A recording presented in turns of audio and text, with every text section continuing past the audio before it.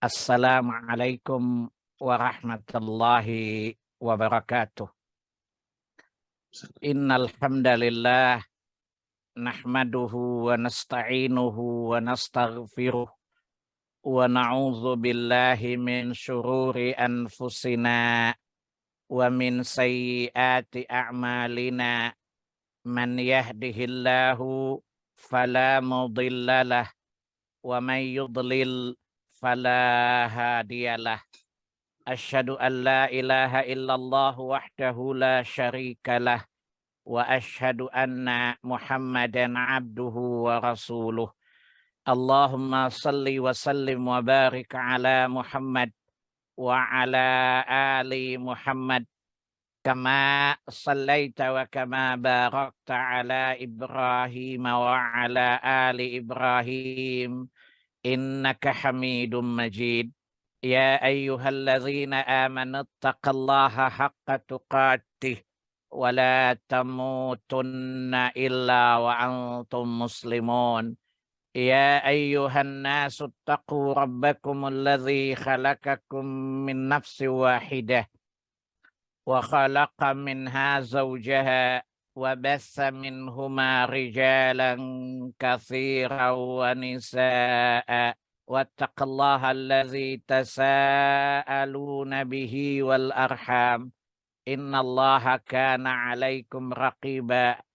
Ya ayyuhallazina amanu taqullaha wa qulu qawlan sadida yuslih lakum a'malakum wa yaghfir lakum dhunubakum wa may yuti'illaha wa rasulahu faqad faza fawzan 'azima.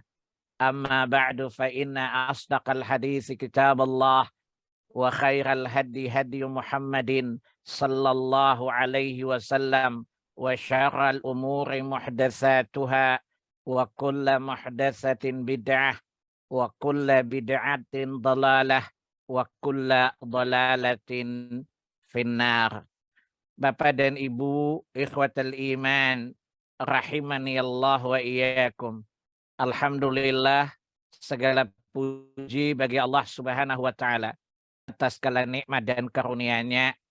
Salawat dan salam atas qudwah hasanah kita Rasulullah sallallahu alaihi wasallam.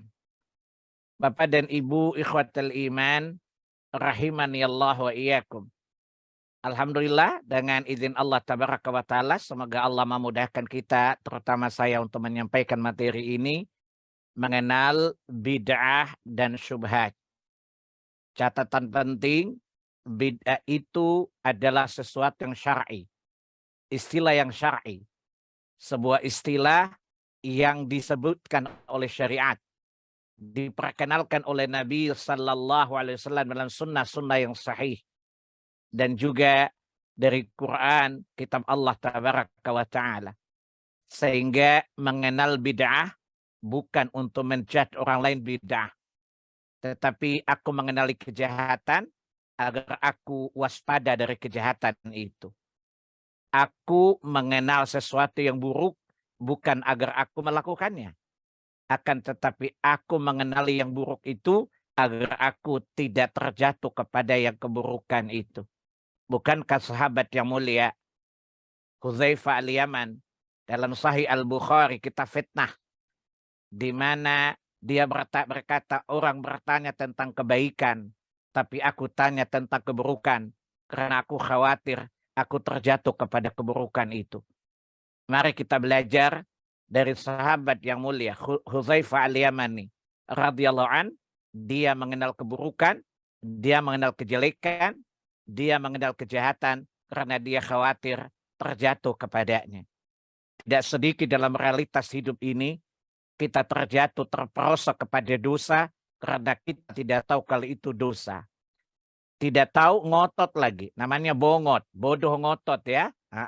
Atau bodong, ngomongnya itu bodong. Tahu bodong ya, saham kosong ya. Jadi orang bodoh itu kayak bodong, Pak. Bodoh ngotot maksudnya. Sehingga sekali lagi, mengenali sesuatu yang buruk itu bukan untuk kita menghina atau melecehkan orang lain, atau kita ingin melakukannya, akan tetapi maksudnya agar kita tidak melakukan sesuatu yang buruk itu atau terjatuh ke dalam keburukan itu. Bapak dan Ibu sekalian, rahimani Allah wa iyyakum. Seperti biasa, karena ini judulnya umum, kita tidak membahas kitab yang berkelanjutan, maka saya biasanya sebagaimana seorang dosen ya dalam mengajar itu menggunakan metode deduktif induktif ya dari umum ke khusus. Ya, jadi bid'ah itu adalah bagian khusus dari sesuatu yang umum. Saya mulai dari ketika Adam melakukan penyimpangan. Ketika Adam melakukan pelanggaran terhadap larangan Allah Subhanahu wa taala. Jadi saya ulangi, ketika Adam diciptakan Allah dengan berbagai kelebihan yang mendatangkan kedengkian, ya, dendam pada iblis, laknahullah, dan akhirnya dia terperosok pada tipu daya syaitan. Ketahuilah, bukan setan yang cerdas yang menyesatkan Adam, tetapi kesesatan itu sumbernya dari Adam alaihi salatu wassalam, di mana bukan setan yang pintar, tapi Adam yang lemah. Oleh karena itu, ketika Anda sesat, jangan coba-coba menyalahkan setan. Karena setan bilang, gue nggak punya pengaruh dan kekuatan apa-apa kalau gue cuma nawarin member, kemudian lo terima, lalu lo jadi sesat. La talumuni walumu anfusakum. Oleh karenanya, lo tidak punya alasan nyalahin gua. Kalau lo mau nyalahin diri aja lu sendiri. Ngapain lu bego? Ngapain lu bodoh?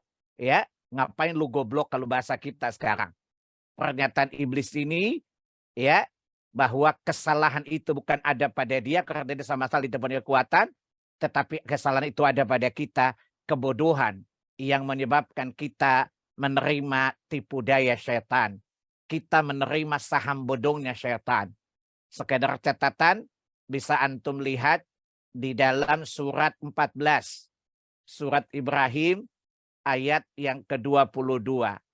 Lamma qudiyal wa qala syaitanu lamma qudiyal amr, dan seterusnya. Olehnya tadi saya katakan Adam terusir dari surga karena dia melanggar larangan Allah Subhanahu wa taala. La taqraba hadhihi syajarah fatakuna minadh dhalimin. Ya, Allah katakan kepadanya, jangan sekali-kali ya kalian mendekati pohon ini. Kalian berdua mendekati pohon ini. Ya, niscaya kalian berdua termasuk orang-orang yang berdosa. Surat 2 Al-Baqarah ayat 35. Setelah Allah melakukan fit and proper test, keunggulan, kelebihan dan kecerdasan Adam alaihi salatu wassalam, bahkan kecerdasan beliau melebihi kecerdasan para malaikat dalam perkara-perkara tertentu. Kemudian Allah katakan kepada keduanya, ya ihbitu minha jami'ah. Ya, uskun ya, anta wa zaujukal jannah. Tinggallah kalian berdua, engkau Adam dan pasanganmu itu di surga ini. Tapi ingat, la taqraba hadhihi syajarah. Jangan kalian mendekati pohon ini. Ya, fatakuna minadh dhalimin. Karena itu akan menjadikan kalian jatuh ke dalam dosa. Ya, kemudian kata Allah di ayat 36-nya, fa'azallahuma syaitanu anha fa'akhrajahuma mimma kana fih. Ya, lalu setan memberdayai keduanya. Ya, sehingga keduanya dikeluarkan dari surga. Coba lihat, ini asal muasalnya syubhat dan bid'ah. Jadi dari mana syubhat itu berasal? Dari iblis. Ya, Adam kemudian ya terpedaya oleh perkataan iblis. Ya, antum bisa lihat syubhat yang ditawarkan iblis kepada Adam. Ya, lihat di surat 7 Al-A'raf ayat yang ke-20 dan 21. Fawaswasa lahumas syaitanu liyubdi'a lahuma ma wuriya anhuma min sawatihima wa qala ma nahakuma rabbukuma an hadhihi syajarah illa an takuna malakaini aw takuna minal khalidin. Kemudian setan membisikkan pikiran jahat atau membisikkan sesuatu tipu daya ke dalam jiwa keduanya. Ya, apa kata iblis? Ya, manahakuma rabbukuma an hadhihi syajarah. Lu berdua tahu nggak? Sebenarnya Tuhan lo itu tidak ngelarang kalian berdua makan mendekati pohon ini kecuali apa? Illa antakuna malakaini. Karena Tuhan kalian tidak ingin kalian berdua jadi malaikat. Autakuna minal khalidin. Ya, atau kalian berdua kekal di dalam surga ini. Ini syubhat. Coba lihat, syubhat itu kerancuan yang terlihat atau terdengar terlintas seperti masuk akal. Tetapi itu adalah kerancuan. Ya, inilah awal syubhat yang pertama. Yang dibisikkan kepada Adam dan Hawa alaihimassalam.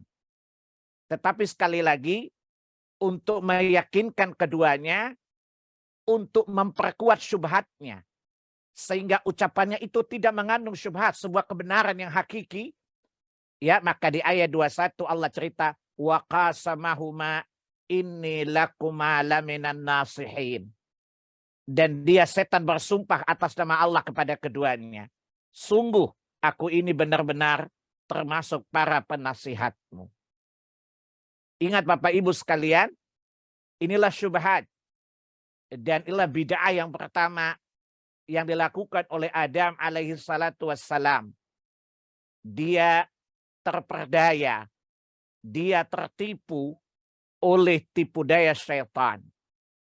Pertanyaannya adalah, apakah setan yang cerdas atau Adam yang lemah? Coba dijawab, Bu. Pak, siapa tahu jawabannya? Ibu-ibu. Adam yang lemah. Adam yang lemah. Yang jawab siapa tadi? Bu, yang Ana, Pak Ustaz. Siapa itu nama ibu? Yang jawab bahwa Adam lemah itu siapa namanya tadi? Mila. Bu, ibu kan nggak ada di sana waktu kejadiannya kan? Terus kenapa ibu jawab bahwa Adamnya lemah? Apakah ibu menghayal atau dikhabarkan Allah atau Rasulnya? Kalau ibu menghayal, saya nggak usah nanya, Bu. Nama juga hayalan. Tapi kalau ibu mengatakan Allah mengkhabarkan kepadaku, atau Nabi mengkhabarkan kepadaku bahwa Adam yang lemah, mana dalilnya, Bu? Jawaban ibu benar, Bu. Tetapi sekali lagi, jawaban yang syar'i harus ada hujahnya. Kalau enggak itu termasuk hoax kan, Bu? Jelas? Itu namanya logika Wahyuni dan Wahyudi kan? Adapun urusan agama atas dasar wahyu Allah tabaraka wa ta'ala. Jadi jawaban ibu benar. Bukan iblis yang kuat. Tadi iblis bilang apa? Aku tidak punya kekuatan sama sekali. Ya, tetapi Adamnya yang lemah. Bahkan di Quran surat 4 ayat 76 di akhir ayat itu Allah katakan inna kaida syaitani kana dha'ifa.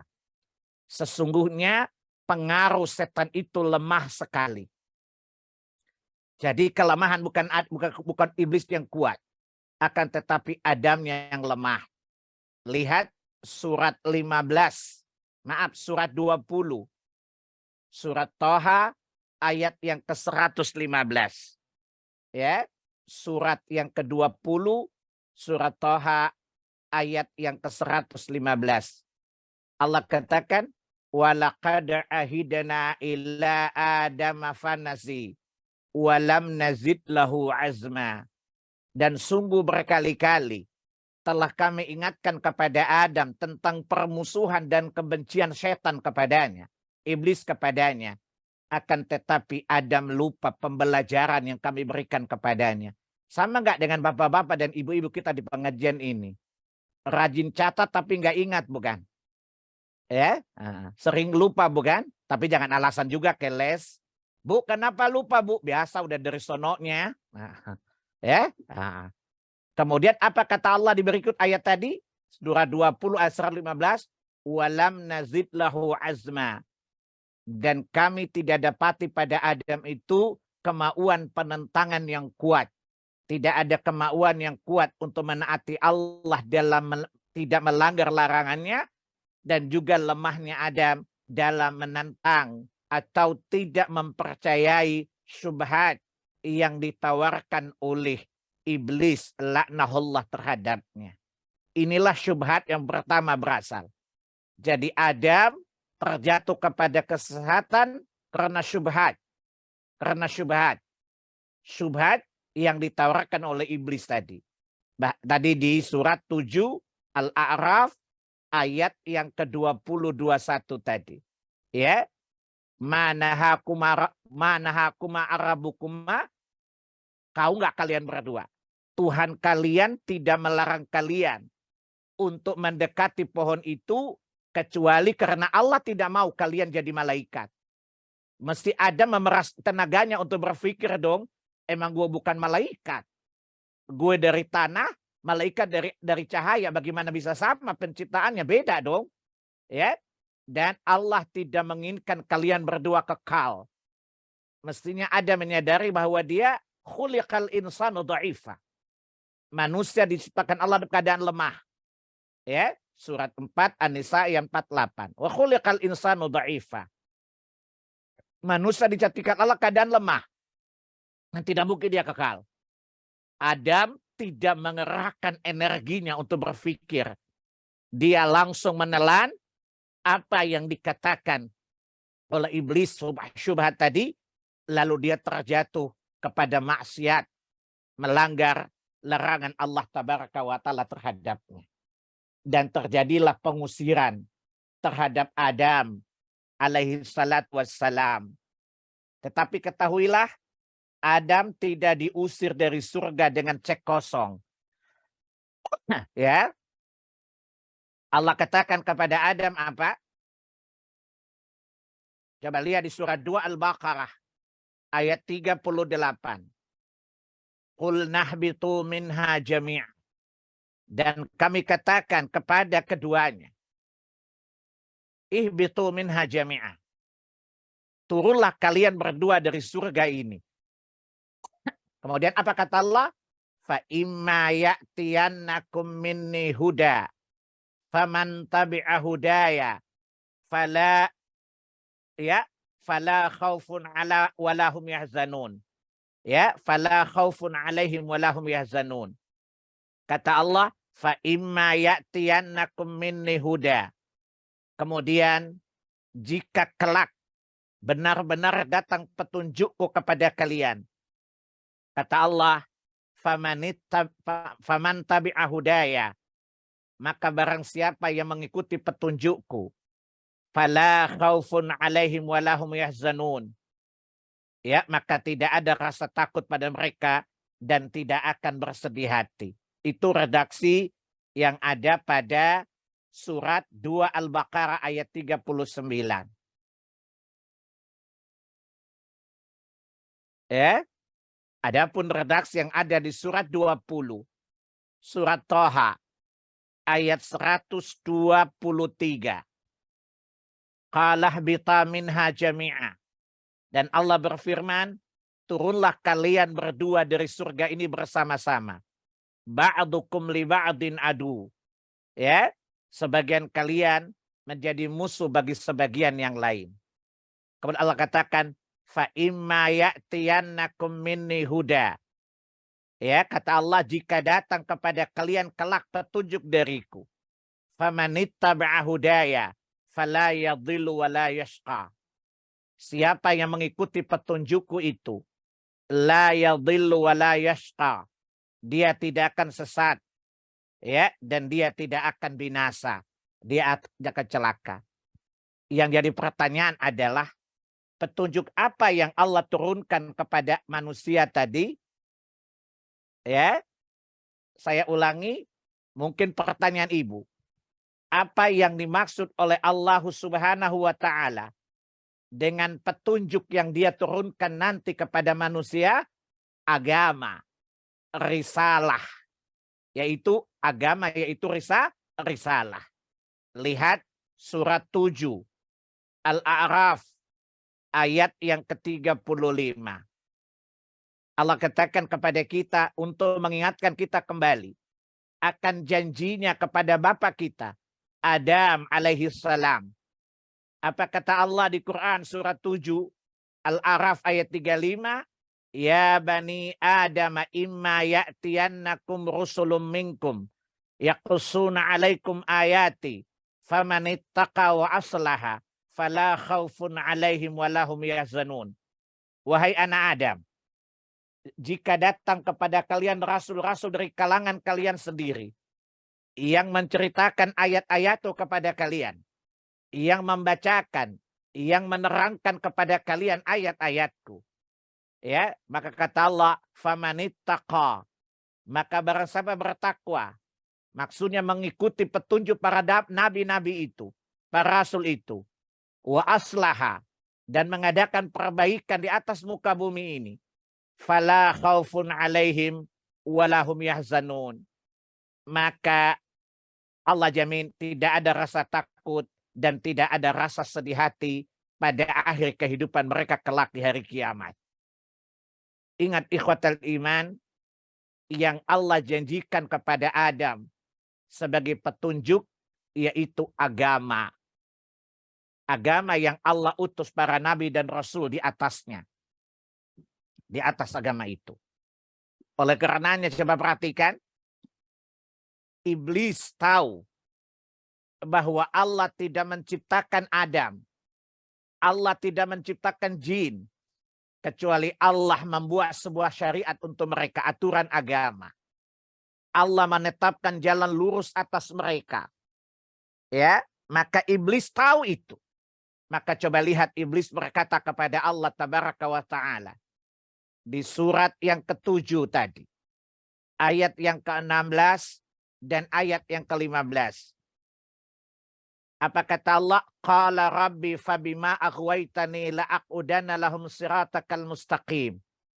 Wahai Rabbku, karena aku telah dinyatakan sesat olehmu. Iblis menyadari kesesatannya. Dan dia tahu bahwa Allah telah menetapkan kesesatannya. Maka muncullah arogansi, kesombongan untuknya. Setelah diberitahukan kesesatannya oleh Allah tabaraka wa ta'ala, iblis bukannya sadar dan kembali kepada kebenaran. Tetapi iblis semakin pongah dan bertambah dendam kesumatnya kepada Adam dan keturunannya. Maka apa kata Adam? Ya. Apa kata iblis tadi? Fabima aghwaytani la'aqudanna lahum siratakal mustaqim. Maka aku akan duduk di jalanmu yang lurus agar aku menghalangi mereka dari jalanmu yang lurus itu. Jalan yang lurus adalah agama. Jalan yang lurus adalah agama. Jelas? Lihat.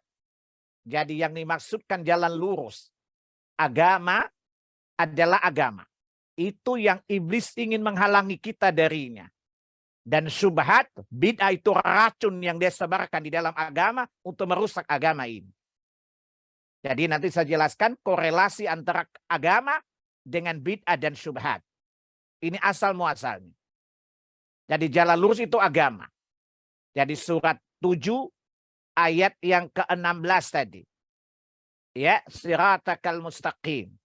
Lihat penjelasan bahwa sirat al-mustaqim itu Islam, itu agama. Jadi surat 7 ayat 16 junto penjelasnya. Di surat yang ke-6 ayat 153. Surat 6 ayat 153. Wa anna hadza sirati mustaqima fattabi'uhu wa la tattabi'us subula fatafarraqa bikum an sabilih. Sungguh inilah jalanku yang lurus. Sirat satu saja. Fattabi'uhu. Maka ikutilah jalan yang lurus itu. Wa la tattabi'us subula. Dan jangan kalian mengikuti jalan-jalan yang lain. Fatafarraqa bikum an sabilih. Karena jalan-jalan yang lain itu akan mencerai-beraikan kalian dari jalan yang satu itu. Ini Anda tahu, Allah menetapkan satu jalan agama. Jalan-jalan yang lain tentu iblislah yang membuat jalan-jalan itu untuk mencerai-beraikan kita dari jalan yang satu tadi. Lihat statement iblis di surat 7 ayat 16 tadi. Dan dijelaskan di sini makna jalan yang lurus yang iblis ingin menghalangi kita darinya tadi. Jalan lurus adalah agama Allah, agama satu saja. Ya, dan lihat bahwa jalan adalah agama Allah, agama yang lurus. Lihat surat 6 ayat 153 junto penjelasnya bahwa as-sirat al-mustaqim adalah agama. Surat 6 ayat 161. Surat 6 Al-An'am ayat 161. Qul innani hadani rabbi ila siratim mustaqim. Dinan qiyaman millata Ibrahim hanifa wa ma kana minal musyrikin. Katakanlah Muhammad, sesungguhnya Rabbku Allah Subhanahu wa taala telah memberi aku petunjuk kepada jalan yang lurus, yaitu agama yang lurus. Dinan qiyamah, agama yang tegak lurus. Allah jelaskan itu makna daripada jalan yang lurus. Millata abikum Ibrahim, itulah agama bapakku Ibrahim. Millata abikum Ibrahim, itulah agama bapakku Ibrahim. Millata abi Ibrahim, itulah agama bapakku Ibrahim. Dan itulah agama seluruh para nabi yang Allah utus para nabi di atas agama itu. Lihat surat 42. Surat 42 ayat 13. Surat 42 ayat 13. Apa kata Allah? Syara'a lakum minad dini ma wassa bihi Nuha wallazi auhayna ilaika wa ma wassayna bihi Ibrahim wa Musa wa Isa an aqimud dina wa la tatafarraqu fih. Dan Allah telah mensyariatkan kepada kalian din, agama. Satu saja agama. Itulah agama yang Allah wasiatkan, Allah wahyukan kepada Nuh. Yang Allah wahyukan kepada engkau Muhammad. Yang Allah wasiatkan, Allah perintahkan, Allah wahyukan kepada Ibrahim, Musa dan Isa. Yaitu tegakkanlah agama yang satu itu. Karena iblis berusaha menjauhkan kalian darinya. Dan jangan kalian berpecah belah di dalam agama itu. Tetapi ya, Allah menghabarkan kepada kita bahwa agama ini akan menjadi terpecah belah dalam kelompok yang banyak. Ya, coba lihat Allah mengatakan semua rasul di atas agama yang satu ini. Sekedar catatan sebagai penjelasan dari surat 42 ayat 13, Anda lihat penjelas lebih panjang. Di surat yang keempat An-Nisa 163 dan 164. Ya, 163 sampai 165. Inna auhayna ilaika kama auhayna ila Nuh min ya wan nabiyina min ba'di. Wa auhayna ila Ibrahim wa Ismail wa Ishaq wa Yaqub al-asbad. Wa Isa wa Ayyub wa Yunus wa Harun wa Sulaiman. Wa ataina Daud zabura. Silakan Anda lihat saja penjelasannya atau terjemahannya. Dan menunjukkan semua para nabi dan rasul diutus oleh misi yang sama, di atas agama yang sama, sebagai mubasyirah wa nadhira. Sebagai mubasyirah wa munzirin. Sebagai mubasyirin dan munzirin. Sebagai pemberi peringatan, sebagai pemberi kabar gembira, dan juga pemberi peringatan kepada manusia. Dengan menerangkan ayat-ayat Allah kepada kita sebagaimana surat 7 ayat 35 tadi.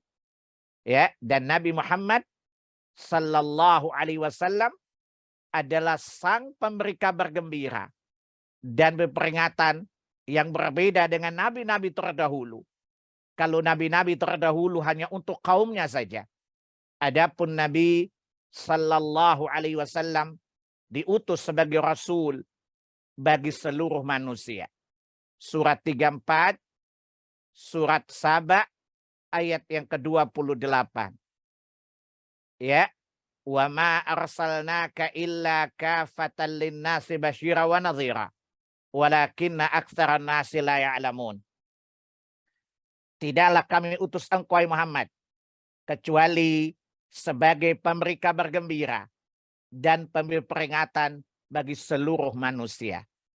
Ayat ini untuk mempertegas kepada kita bahwa para nabi dan rasul di atas satu agama jalan lurus yang dahulu Allah janjikan kepada Adam alaihi salatu wassalam. Saya ulangi, inilah agama, inilah jalan hidup yang wajib kita tempuh, yang dahulu Allah janjikan kepada Adam bersamaan ketika Allah mengusirnya dari jannah. Dan pada saat yang sama pula iblis bersumpah di hadapan Allah tabaraka wa ta'ala agar mencerai beraikan kita, memisahkan kita dari agama tadi. Inilah agama para nabi, dan iblis berhasil mencerai beraikan kita dari agama ini sehingga menjadi kelompok-kelompok yang banyak. Lihat surat 23, surat Al-Mu'minun ayat 51 dan 52.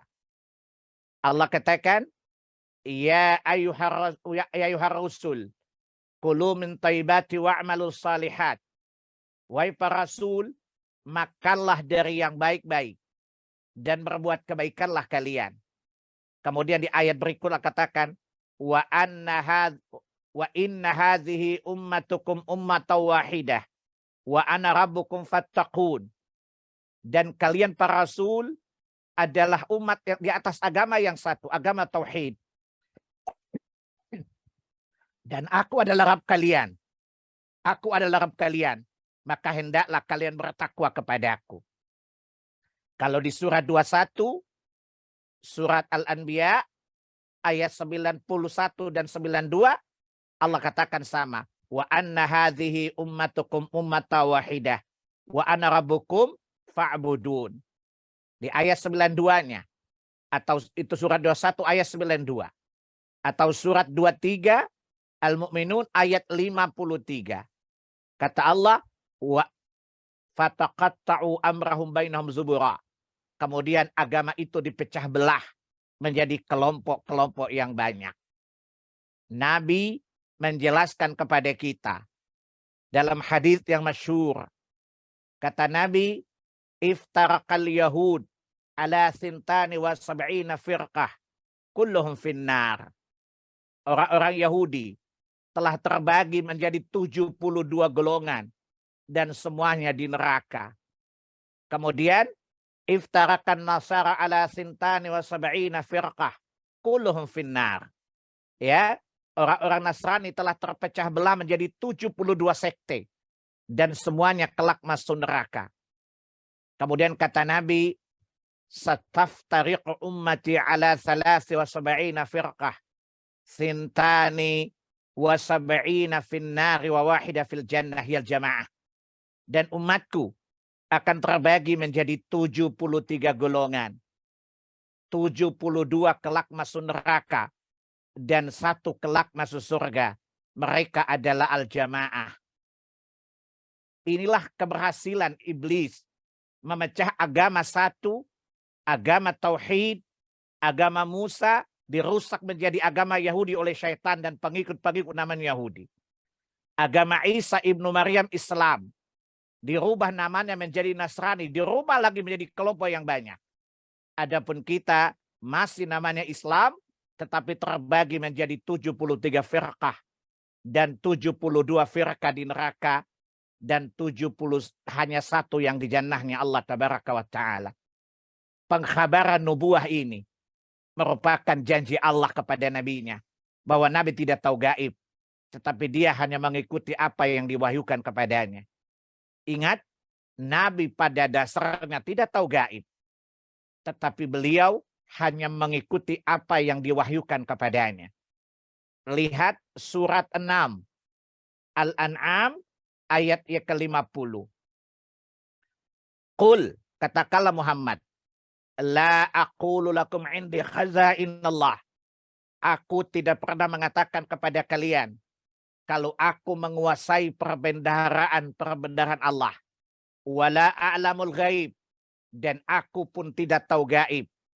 Wala aqulu lakum inni malak, dan aku tidak pernah mengatakan kepada kalian kalau aku ini malaikat. Kemudian, in attabi'u illa ma yuha ilai. Aku tidak mengikuti kecuali apa yang diwahyukan kepada aku. Dan apa yang Nabi kabarkan kepada kita ini, ya, Nabi mengatakan apa? Perbedaan-perbedaan itu terjadi adalah karena bid'ah yang masuk ke dalam Islam ini. Imam Abi Dawud dalam Sunan Abi Dawud, kitab As-Sunnah, bab ya at-tamassaku bis sunnah, wajibnya berpegang teguh di atas sunnah. Hadis dari Irbad bin Sariyah radhiyallahu anhu. Dia berkata, Nabi pernah berpidato, berkhutbah di hadapan kami. Dan di antara ucapan Nabi apa? Kata Nabi, man ya'is minkum ba'di fasara yakhtilafan katsira. Siapa di antara kalian yang hidup sepeninggalku, maka dia akan melihat perbedaan-perbedaan, perselisihan-perselisihan yang banyak. Jadi perselisihan yang terjadi ini sudah menjadi sunnatullah, sudah menjadi ketetapan Allah yang Allah jadikan ujian bagi umat Muhammad sallallahu alaihi wasallam. Ya, maka kata Nabi, fa'alaikum bisunnati wa sunnatil khulafa'ir rasyidin al-mahdiin. Dan ketika kalian melihat perselisihan yang banyak itu, Nabi pesankan pertama, hendaklah kalian berteguh di atas sunnahku dan sunnah khulafaku sesudahku. Abu Bakar, Umar, Utsman, Ali bin Abi Thalib radhiyallahu anhum jami'an. Kemudian Nabi berkata, wa iyyakum bimuhdatsatil umur, dan jauhilah kalian perkara-perkara baru yang diada-adakan dalam agama ini. Fa inna kulla muhdatsatin bid'ah, karena setiap perkara baru dalam agama adalah bid'ah. Wa kullu bid'atin dalalah, dan setiap bid'ah itu sesat. Wa kullu dalalatin finnar, dan setiap kesesatan itu tempatnya di neraka. Itulah kabar nubuwah tentang bid'ah. Dan bid'ah ini rekayasa iblis. Rekayasa iblis. Syubhat, rekayasa iblis. Coba lihat di surat 7 tadi. Ayat 17. Bagaimana cara iblis menjauhkan kita dari jalan yang lurus?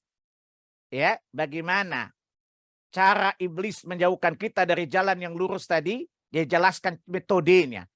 Di surat 7 Al-A'raf ayat 16. Tsumma la'atiyannahum min baini aydihim wa min khalfihim wa an aymanihim wa an syama'ilihim wa la tajidu aktsarahum syakirin. Aku akan mendatangi mereka dari depan. Aku akan mendatangi mereka dari belakang, dari kanan, dari kiri, sehingga engkau Allah tidak mendapati mereka kebanyakan bersyukur, kecuali kebanyakan kufur kepadamu ya Allah. Ini statement iblis. Imam Ibnu Katsir, silakan antum lihat tafsir Ibnu Katsir ketika menerangkan ayat ini, membawa sanad sampai kepada Abdullah bin Abbas radhiyallahu anhuma, di mana Abdullah bin Abbas adalah terjemul Quran, ya, yang Nabi dalam hadis Bukhari, ya, tentang keutamaan sahabat bernama Abdullah bin Abbas, di mana Nabi berdoa kepada Allah khusus untuknya, Allahumma allimhu ta'wil Quran, Allahumma faqihu fid din wa 'allimhu fi ta'wil Quran. Ya Allah, ajarkan dia, ya Allah, fakihkan dia tentang ilmu agama, dan fakihkan dia tentang tafsir Al-Quran. Maka tidak heran kalau tafsir beliau selalu menjadi referensi utama dalam tafsir Al-Quran. Apa kata Abdullah bin Abbas tentang makna ayat tadi? Silakan antum lihat dalam Sahih Al-Bukhari dan lainnya di kitab tafsir Quran. Dijelaskan Abdullah bin Abbas radhiyallahu anhu mengatakan mendatangi dari depan, yakni menanamkan rasa cinta dunia. Kemudian yang kedua apa? Dari belakang agar kita lupa kepada akhirat. Ini penyakit yang berbahaya. Penyakit inilah yang dihabarkan oleh Allah Tabarak merusak iman kita. Di surat 30 ayat yang ke-7. Ya'lamuna zahiran hayati dunia wa hum 'anil akhirati humul ghafilun.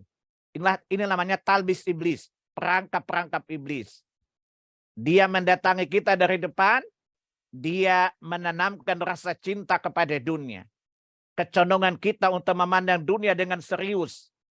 Datang dari belakang, membuat kita lupa kepada akhirat. Dan dia berhasil. Penyakit ini Allah kabarkan di Quran. Surat 30 Ar-Rum, ayat yang ke-7. Ya'lamuna zahira minal hayati dunya. Wahum anil akhirati humul ghafilun. Mereka condong lebih mengetahui tentang kulitnya dunia. Kalau dunia, mereka selalu sibuk ingin mengetahui. Akan tetapi akhirat, mereka lalai terhadapnya. Kemudian kata iblis tadi di surat 7 ayat 16, ayat 17 tadi. Ya. Wa an aimanihim. Aku datangi mereka dari kanan. Abdullah bin Abbas mengatakan, aku akan menebarkan syubhat kepada mereka. Kerancuan kepada mereka. Sehingga kebenaran dan kebatilan nampak lihat seperti kebenaran. Kebenaran terlihat seperti kebatilan. Seperti contoh bahasa-bahasa batil pada surat 7 ayat 20-21 tadi. Syubhat. Juga kiri, syahwat. Ya. Atau lihat syahwat. Tadi ayat syahwat. Ya. Atau surah 20 ayat 120. Ya. Cinta kepada dunia. Ingin kekal. Ingin berkuasa. Ini syubhat dan syahwat.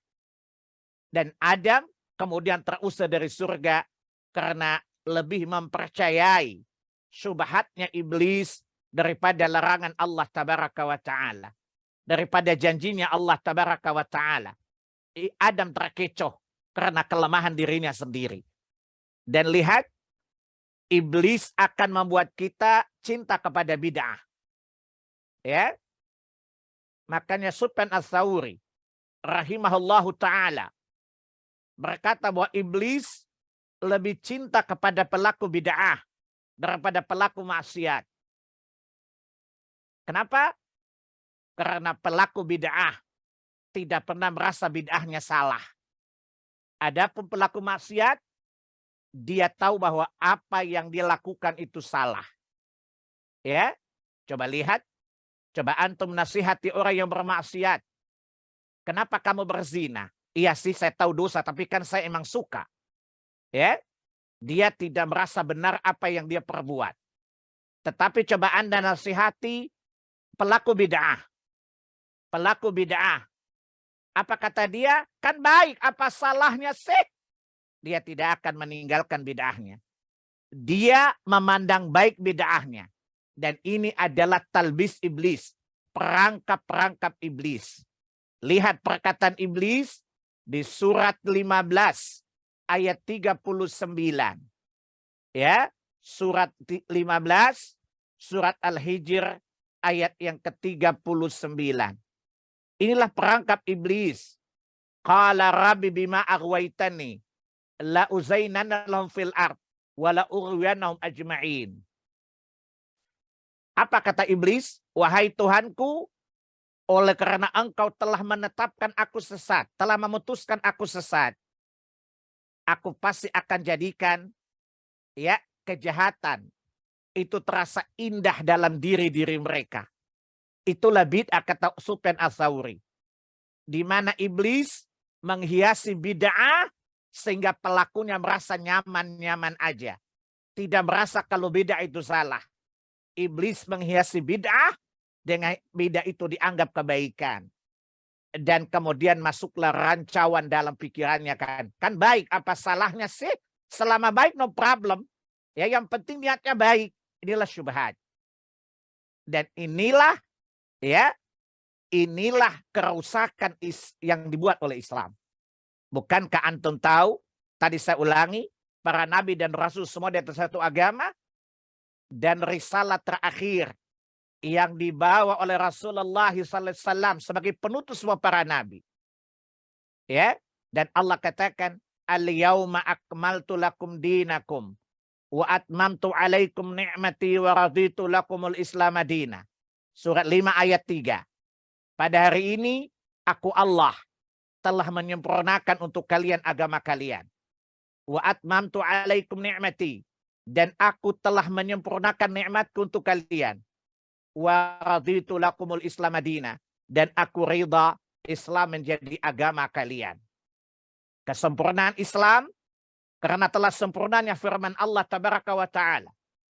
Tidak ada kekurangan dalam Quran sebagai kitab terakhir. Karena padanya tergantung dua hal. Keadilan, kebenaran. Kebenaran dan keadilan. Lihat surat 6 ayat 115. Wa tammat kalimatu rabbika sidqa wa adla. La mubaddila li kalimatihi wa huwas samiul alim. Telah sempurna kalimat-kalimat Tuhan, firman Allah tabaraka wa ta'ala. Ya, dan sungguh pada Quran ini terdapat kebenaran dan keadilan. Sehingga manusia ingin mencari kebenaran, maka dia rujuklah kepada Quran. Dan siapa yang mencari keadilan, hendaklah rujuk kepada Quran. Tidak ada keadilan kecuali keadilan datang dari petunjuk Allah tabaraka wa ta'ala. Karena salah satu tujuan kitab-kitab diturunkan agar manusia berada kebenaran dan keadilan itu. Surat 57, surat Al-Hadid ayat yang ke-25. Itu kesempurnaan yang pertama. Kesempurnaan yang kedua, karena Rasulullah sallallahu alaihi wasallam tidak diwafatkan Allah sampai beliau telah menerangkan semua agama ini. Abu Darda dan Mu'adz bin Jabal radhiyallahu anhuma, keduanya berkata, Nabi tidak meninggalkan kami kecuali beliau telah menerangkan segala tentang agama ini, sehingga siangnya bagaikan malamnya, sehingga tidak ada yang membutuhkan membuat aturan baru, karena Nabi telah menerangkan segala sesuatunya. Kemudian ya, Mu'adz bin Jabal juga bercerita kepada kita, tidak ada sesuatu yang mendekatkan kita kepada surga kecuali Nabi telah menerangkan metodenya. Tidak ada sesuatu yang menjauhkan kami dari neraka kecuali Nabi telah menerangkan metodenya kepada kami. Inilah kesempurnaan agama. Tidak oleh karenanya ditutupnya adanya penambahan dalam agama ini. Maka Nabi sallallahu alaihi wasallam telah bersabda dalam hadits yang masyhur. Antum bisa lihat dalam Sahih Al-Bukhari. Kitab perdamaian. Ya, kitab perdamaian, bab membuat perdamaian, ya, perjanjian orang yang curang. Kata Nabi, man ahdasa fi amrina hadza ma laisa minhu fahuwa raddun. Barang siapa yang membuat perkara baru dalam agama ini yang bukan bagian darinya, maka tertolak. Imam Muslim dengan sama dalam Sahih Muslim, dalam kitab Al-Imarat, kepemimpinan, bab larangan membuat perkara baru dalam agama. Beliau menambahkan redaksi, man amila amalan laisa alaihi amruna fahuwa raddun. Barang siapa beramal dengan sebuah amalan yang tidak bagian dari, tidak kami syariatkan, maka tertolak. Imam Muslim dalam kitab Jumat, bab tentang meringkaskan khutbah dan sholat Jumat. Dalam khutbah beliau, Nabi sallallahu alaihi wasallam bersabda, fa inna amma ba'd fa inna asdaqal hadits kitabullah. Sebenar-benarnya perkataan adalah Al-Quran. Wa khairal hadi hadi Muhammad. Dan sebaik-baik petunjuk adalah petunjuk Muhammad sallallahu alaihi wasallam. Wa syarral umuri muhdatsatuha. Dan seburu-buru perkara dalam agama adalah perkara yang diada-adakan. Fa inna kulla muhdatsatin bid'ah. Setiap perkara ihdatsah dalam agama adalah bid'ah. wa kullu bid'atin dalalah, dan setiap perkara baru adalah sesat dan bid'ah adalah sesat. Inilah pernyataan Nabi. Jadi istilah bid'ah bukan istilah orang dibuat yang Anda tuduh Wahabi atau ekstremis, atau bukan istilah impor dari Timur Tengah, tidak. Atau istilah radikalis, tidak. Ini bahasa kekufuran yang menuduh ini. Ya, ini bahasa bid'ah adalah bahasa yang datang dari Nabi Sallallahu Alaihi Wasallam sebagai penjelas Al-Quran. Ya, sebagai penjelas Quran. Karena apa? Quran otoritasnya adalah Allah. Agama ini otoritas kewenangannya Allah Tabaraka wa Ta'ala. Tidak boleh seseorang mengatasnamakan agama kecuali rekomendasi dari Allah Tabaraka wa Ta'ala. Surat 42 ayat 21. Am lahum syuraka'u syara'u lahum minad dini ma lam ya'zan bihillah.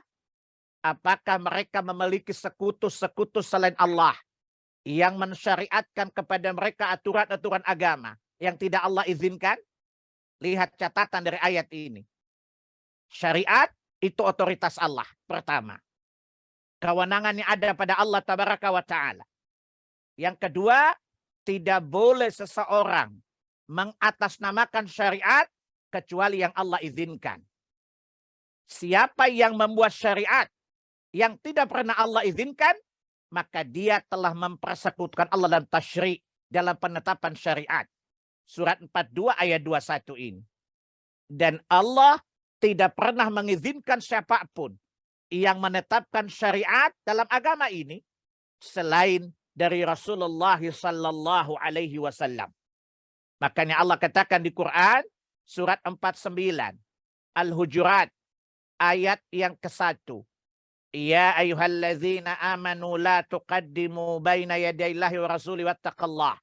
Wahai orang-orang beriman, jangan kalian mendahului Allah dan Rasulnya dalam urusan agama, dalam penetapan syariat. Maka siapa melakukan sesuatu yang tidak ada dasar dari Quran, tidak ada dari sunnah, ini tandanya dia telah lancang mendahului Allah dan Rasul dalam penetapan syariat sebelum Allah dan Nabi tetapkan. Makanya menyelisih Nabi, dari Quran dan Sunnah itu adalah maksiat. Ya, Allah katakan di surat 33 Al-Ahzab ayat yang ke-36. Wa ma kana lil mu'minin wala mu'minatin idza qadallahu wa rasulu amran ayyakuna lahumul khiyaratu min amrihim. Tidak pantas, tidak patut, tidak layak bagi laki-laki dan wanita yang beriman kepada Allah dan Rasulnya. Idza qadallahu wa rasulu amran. Jika Allah dan Rasulnya telah menetapkan sebuah ketetapan. Ayyakuna lahumul khiyarah. Mereka punya pilihan yang lain. Ya, Nabi mengatakan bidah itu sesat. Tapi mengatakan dengan baik, apa salahnya? Namanya menyelisih. Dan ini maksiat kepada Allah. Wa may ya'sillaha wa rasulahu. Ya, faqad dhalla dhalalan mubina. Maka siapa yang bermaksiat dari apa yang Allah dan Rasul tetapkan, maka mereka telah sesat dengan kesesatan yang nyata. Ikhwatal iman, a'azzani Allah wa iyyakum. Ketahuilah definisi bid'ah itu apa? Kapan suatu perbuatan disebut bid'ah? Kapan suatu perbuatan disebut bid'ah? Lihat hadis Bukhari tadi. Jadi satu perbuatan disebut bid'ah bila terpenuhi 3 unsur tadi. Ya, hadis Bukhari dan Muslim tadi. Man ahdasa fi amrina haza ma laisa minhu fahuwa raddun. Itu hadis pertama. Kemudian kata Muslim, kullu muhdatsatin bid'ah. Setiap perkara baru dalam agama itu bid'ah. Wa kullu bid'atin dhalalah. Dan setiap bid'ah itu sesat. Wa kullu dhalalatin finnar. Dan kesesatan di neraka. Ingat, ini definisi bid'ah. Ini sumbernya 2 hadis ini cukup. Maka pertanyaan, kapan satu perbuatan disebut bid'ah? Kapan satu perbuatan disebut bid'ah? Apabila terpenuhi 3 unsur tadi. Yang pertama, unsur perkara yang diada-adakan. Perkara baru. Katakan man ahdasa. Ihdas.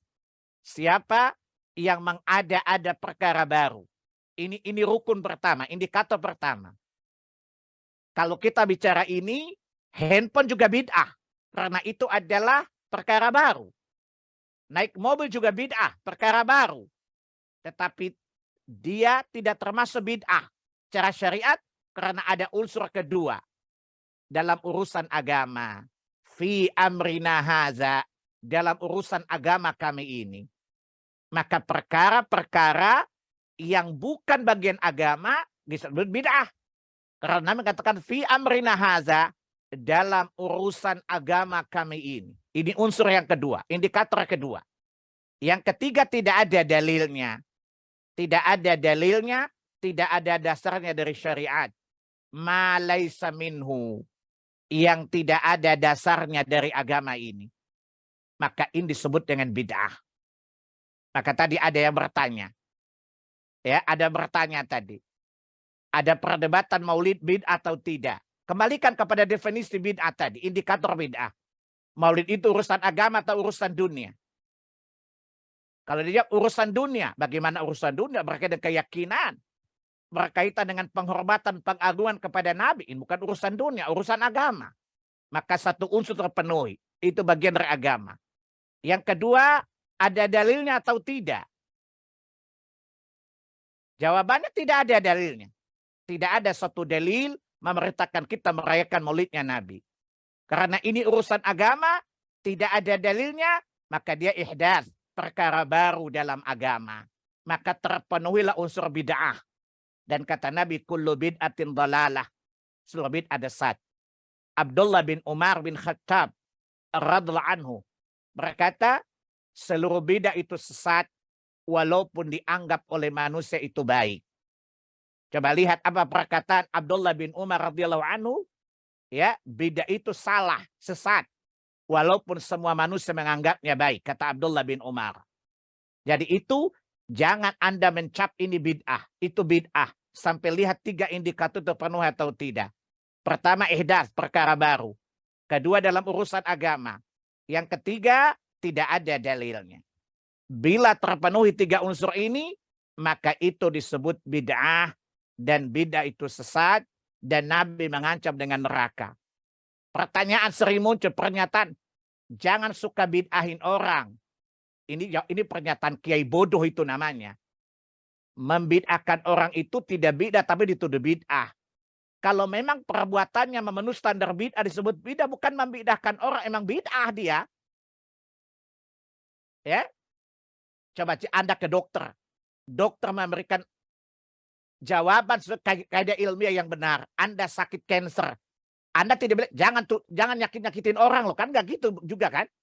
Ya, dokter mendiagnosa penyakit, kemudian memvonis ini kanker, ini tumor dan semacamnya. Ini bukan menyakiti orang, enggak. Dia menetapkan sesuatu berdasarkan kaidah-kaidah ilmiah yang dia pahami dengan penuh amanah. Maka ketika sesuatu terpenuhi unsur bid'ahnya, kita katakan ini bid'ah, itu bukan membid'ah-bid'ahkan orang, bego. Ya, membid'ahkan orang, dia tidak bid'ah tapi kita tuduh bid'ah. Atau belum jelas bid'ah tapi dibid'ahkan, itu baru membid'ah-bid'ahkan orang. Tapi kalau perbuatannya jelas memenuhi indikator tadi, maka itu adalah bid'ah. Itu satu. Yang kedua, ya, mengatakan bid'ah itu tidak mengkafirkan orang, Bu. Saya ulangi, bid'ah itu umum. Bid'ah itu ada 2. Ada bid'ah mukaffirah, ada bid'ah ghair mukaffirah. Ada bid'ah yang menyebabkan pelakunya kafir. Ada bid'ah yang menyebabkan pelakunya tidak kafir. Tergantung tingkat bid'ahnya. Datang ke kuburan, berdoa di kuburan, menyembah kuburan, ini bid'ah mukaffirah, menyebabkan pelakunya kufur kepada Allah tabaraka wa ta'ala. Karena dia berbuat syirik kepada Allah. Menjadikan orang yang telah mati sebagai perantara, itu namanya mengambil penolong selain Allah. Surat 39 ayat yang ketiga. Alladzina takhadhu min dunihi awliya. Mereka mengambil penolong-penolong selain Allah. Kasus ini berkenaan dengan tradisi orang-orang musyrik yang menjadikan orang-orang saleh sebagai perantara dalam doa-doa mereka, baik di kuburan atau berhala-berhala. Apa kata mereka yang menjadikan orang salih perantara tadi? Ma na'buduhum illa yuqarribuna ilallahi zulfa. Kami tidak menyembah perantara-perantara itu. Akan tetapi kami hanya menjadikan mereka perantara mendekatkan kami kepada Allah sedekat-dekatnya. Ini keyakinan mereka yang menjadikan orang salih yang telah mati sebagai wasilah antara mereka dengan Allah. Tapi apa Allah menghukumi perbuatan mereka? Alladzina takhadhu min dunihi awliya. Mereka itu orang-orang yang mengambil penolong selain Allah tabaraka wa ta'ala. Dan di ayat awal ayat, lillahi dinul khalis. Milik Allah lah agama yang bersih dari kesyirikan. Ini menunjukkan perbuatan ini syirik, ini bid'ah. Ini namanya bid'ah mukaffirah. Bid'ah yang menyebabkan pelakunya kufur. Akan tetapi ada bid'ah amaliyah, di mana orang misalnya ya beramal dengan sebuah amalan yang tidak Nabi ajarkan menganggap baik, maka dia tidak kafir. Dia tidak kafir, tapi bid'ah amaliyah namanya. Namanya bid'ah ghairu mukaffirah. Bid'ah yang tidak menyebabkan pelakunya kafir. Jadi bid'ah itu ada dua efeknya. Bisa menyebabkan pelakunya kafir, yang kedua tidak menyebabkan pelakunya kafir. Maka dikatakan kullu bid'atin dhalalah wa kullu dhalalatin finnar, itu kata Nabi. Setiap bid'ah itu sesat, pelaku bid'ah itu di neraka, bukan berarti dia kafir. Ya, saya punya dosen pernah mengkritik orang yang suka membid'ahkan orang. Itu katanya membid'ahkan orang di neraka itu kafir. Lalu saya bilang, Bapak itu goblok, saya bilang. Bukankah orang kafir pasti masuk neraka, tapi tidak semua orang di neraka kafir kan? Saya tanya sama Bapak dan Ibu, ada orang Islam yang masuk neraka enggak, Bu? Ada, Pak. Ada, Pak Ustaz. Berarti masuk neraka bukan berarti kafir kan?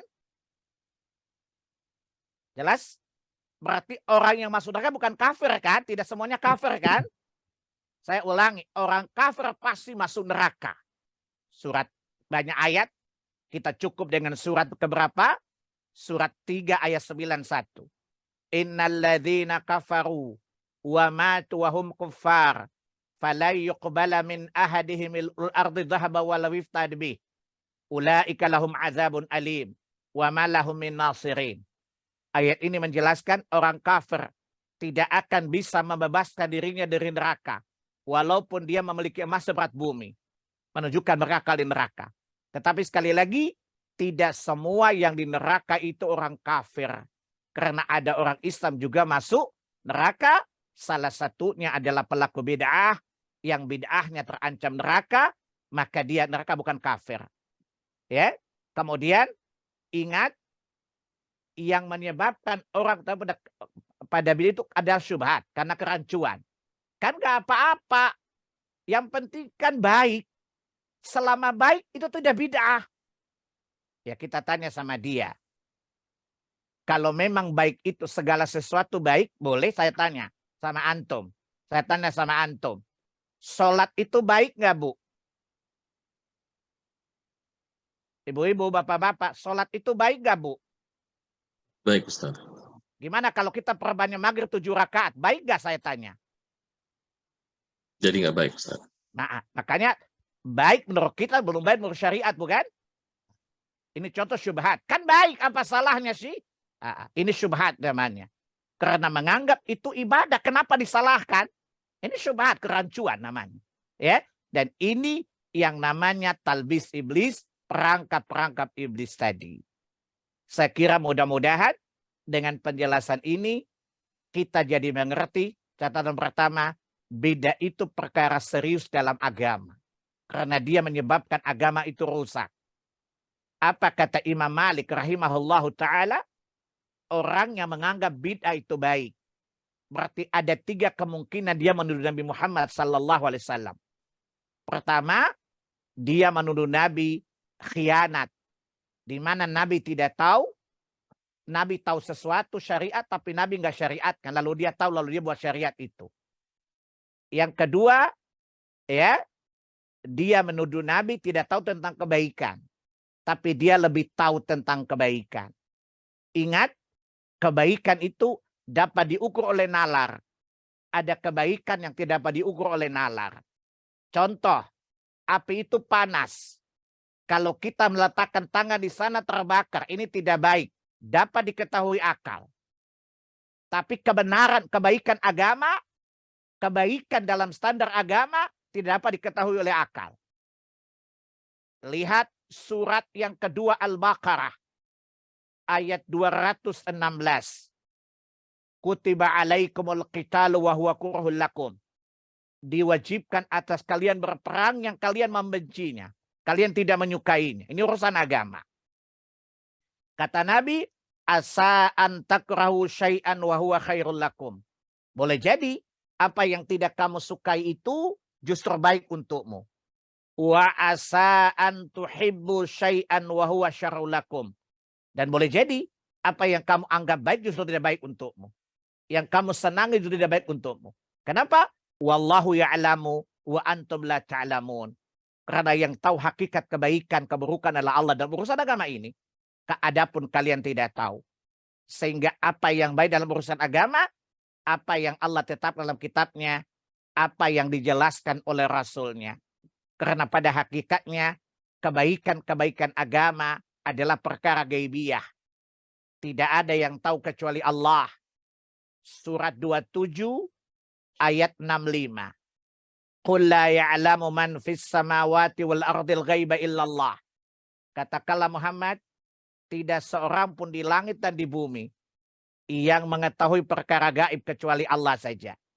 Dan catatan kedua, perkara-perkara gaibiyah sebagiannya tidak pernah Allah, saya ulangi, Allah tidak pernah menghabarkan perkara gaib kepada siapapun. Kecuali sebagian perkara gaib Allah habarkan kepada Rasulnya sallallahu alaihi wasallam. Surat 72, surat Jin, ayat yang ke 26-27. Alimul ghaibi, fala yudhiru ala ghaibi ahada, illa man irtada min rasul. Hanya Allah sajalah yang mengetahui perkara gaib. Dan Allah tidak menampakkan, Allah tidak memperlihatkan perkara gaib kepada siapapun. Kecuali siapa yang dia ridhai dari Rasulnya. Maka kebaikan agama yang tahu hanyalah Allah. Dan Allah tidak habarkan kecuali kepada Rasulnya. Dan apa yang Nabi sampaikan pasti benar tidak salah. Karena Nabi tidak berbicara berdasarkan khayalannya. Tetapi apa yang diwahyukan kepada beliau. Surat 53, surat An-Najm, ayat 2 dan sampai 4. Ma dhalla sahibukum wa ma ghawa wa ma yantiqu anil hawa in huwa illa wahyu yuha. Kawan kalian Muhammad tidak sesat, tidak keliru. Dia tidak berbicara menurut orientasi hawa nafsunya kecuali apa yang diwahyukan kepadanya. Maka ikutilah. Maka Allah katakan di Quran, ya, surat 3 Ali Imran ayat 31. Qul in kuntum tuhibbunallaha fattabi'uni yuhibbukum Allah. Jika kalian mencintai Allah, lalu kalian menunjukkan cinta itu bagaimana cara kalian mencintai Allah, fattabi'uni. Ittiba di atas sunnah Muhammad SAW. Karena tidak ada orang yang lebih Allah cintai daripada beliau sallallahu alaihi wasallam. Dan tidak ada orang yang tahu cara mencintai Allah melebihi beliau. Maka kalau kita mencintai Allah, ingin mewujudkan, mengekspresikan rasa cinta kepada Allah, dan cinta itu berbalas cinta Allah, manakala ekspresi cinta itu mengikuti petunjuk Muhammad sallallahu alaihi wasallam. Abdullah bin Mas'ud radhiyallahu anhu mengatakan, ittabi'u wa la tabtadi'u. Ikutilah petunjuk Muhammad dan jangan kalian berbuat bid'ah dalam urusan agama ini. Karena siapa mengikuti sunnah Muhammad, dia akan sampai di tujuan. Siapa yang membuat perkara baru dalam agama ini atau mengada-ada, maka dia tidak sampai di tujuan. Ya logika sederhana sajalah. Masa ikhlas saja caranya salah, bagaimana bisa nyampai? Sementara sebuah amalan dikatakan amal salih bila terpenuhi 2 syarat. Pertama, ikhlas karena Allah. Yang kedua, cara dan metodenya benar menurut Rasulullah SAW. Jadi tujuannya benar. Tapi kalau kendaraannya salah, metodenya salah, bagaimana Anda sampai? Saya tanya sama antum Pak Riza. Saya kasih contoh Pak. Anda fisikawan. niat Anda menemukan sesuatu dari riset antum. Tapi caranya salah. Sampai nggak ke tujuan, Mas? Nggak sampai, Ustaz. Maka niat dan cara mesti bersesuaian, bukan? Itu fitrah, kan? Nah, Ustaz. Niatnya benar, caranya salah. Nyampe nggak? Nggak sampai juga, Ustaz. Maka cara itu harus direkomendasi dari langit atau langitan, Pak. Tentu dari Allah dan Rasulnya. Dan Rasulnya, itulah disebut syariat. Itulah kenapa itu Nabi mengatakan tidak boleh mengada-ada perkara baru dalam agama. Karena satu, itu kewenangan Allah. Dan Allah tidak memberi izin kecuali Rasulullah. Sehingga keduanya pembuat syariat. Yang kedua, agama sudah sempurna. Maka jangan ditambah-tambah lagi dengan bid'ah. Karena akan menghilangkan otentitas keislaman. Itu akan hilang. Ya? Dan ketahuilah bahwa bid'ah itu datangnya dari syubhat. Yang penting kan niat, gak masalah. Allah juga ngerti niat kita kok. Ini kan syubhat, kerancuan berpikir. Ya, maka dengan niat, maka kita boleh melakukan apa saja. Wallahu a'lam. Mudah-mudahan penjelasan ini jadi cukup buat saya maupun antum. Saya persilakan kepada moderator untuk melanjutkan, memandu lanjutan kajian ini. Tafadhal masykuran, Bapak. Masya Allah. Baik, Ustaz. Selanjutnya kita akan lanjutkan dengan sesi tanya-jawab. Saya persilakan kepada jamaah yang ingin bertanya untuk menulis di kolom chat. Atau juga persilakan yang ingin bertanya langsung juga boleh raise hand. Pertanyaan agar sesuai dengan tema hari ini. Ini sudah mulai banyak pertanyaan Ustadz ya. Kami mulai saja dari awal. Assalamualaikum warahmatullahi wabarakatuh, Pak Ustadz. Afwan, izin bertanya. Apakah dari 72 golongan Muslim yang akan masuk neraka akan tetap di neraka atau nantinya akan masuk surga? Di mana kabarnya di Al-Quran dan As-Sunnah, Ustadz? Baik. Syukran, Ustadz. Pertanyaan tadi sudah saya jawab di hadis tadi.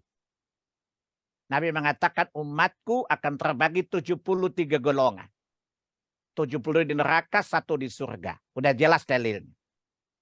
Dan ini sebagai penjelasan tadi. Para nabi dan satu agama. Kemudian ada umat membagi-bagi, memecah belah agama tadi. Menjadi kelompok-kelompok yang banyak. Pertanyaan kedua. Apakah 73 di neraka itu kekal atau tidak kekal? Jawabannya tergantung tingkat penyimpangannya. Tadi saya bilang, penyimpangan itu ada yang mengeluarkan pelakunya dari neraka, ada yang tidak. Jelas, Pak?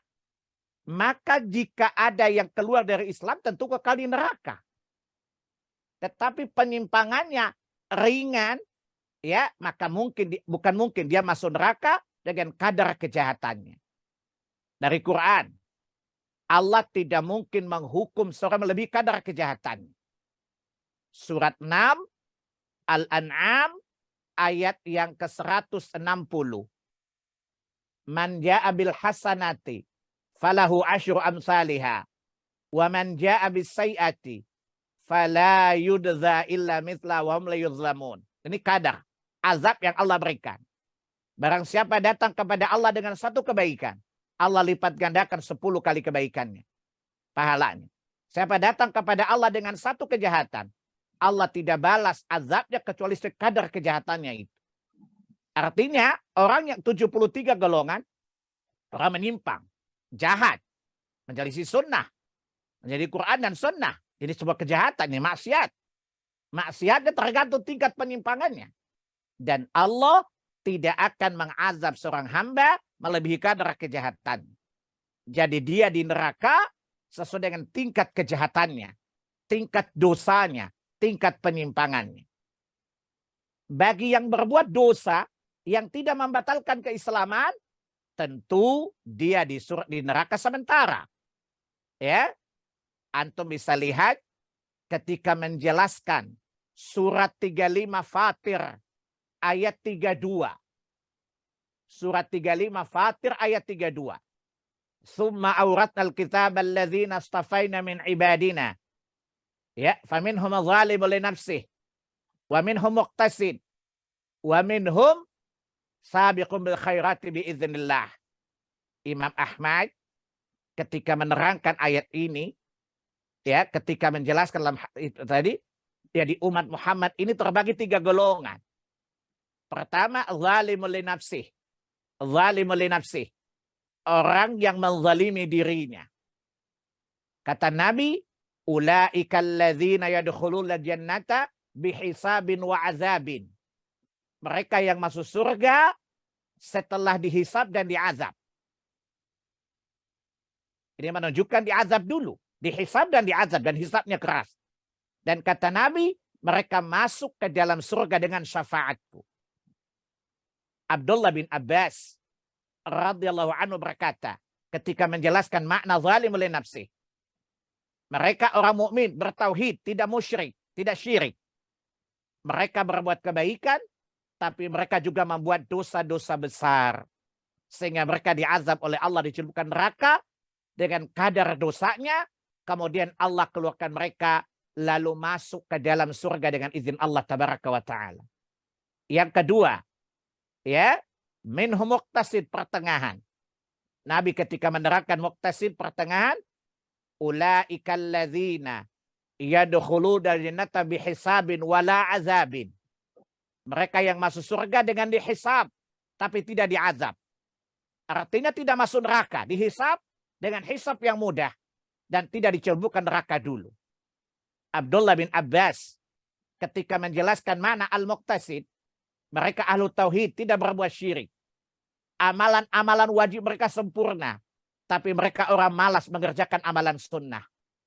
Mereka meninggalkan yang haram dan dosa-dosa besar, tapi mereka terjatuh kepada perkara-perkara makruh.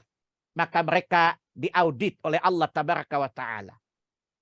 Jadi mereka golongan yang dihisab, tapi tidak diazab, langsung masuk surga. Kemudian golongan yang ketiga, ya, sabiqum bil khairati biiznillah. Nabi menerangkan kelompok ini, ulaikal ladzina yadkhulunal jannata bighairi hisab. Mereka yang masuk surga tanpa hisab sama sekali dan tanpa azab. Abdullah bin Abbas menjelaskan ayat mereka golongan ini.